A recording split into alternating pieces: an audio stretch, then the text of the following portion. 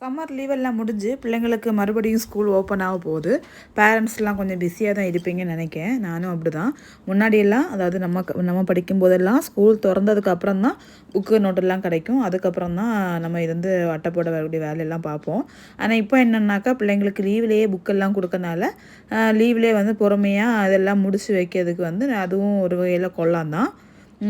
இது வந்து அஃபிஃப்க்கு தான் இது வந்து அட்டை போட்டுட்டு இருக்கும்போது என்னுடைய பள்ளி பருவ காலங்கள் எல்லாம் எனக்கு ஞாபகம் வந்து.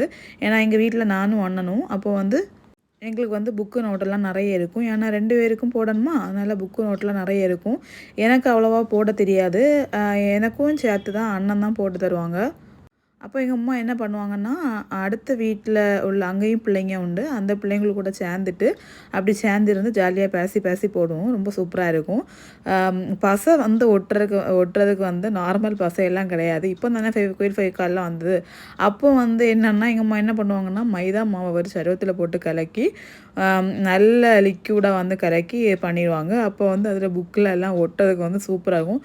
அந்த ஒட்டும் வந்து என்ன ஆனாலும் கிளியவே செய்யாது. வருஷம் ஃபுல்லாகவே அப்படியே நிற்கும்.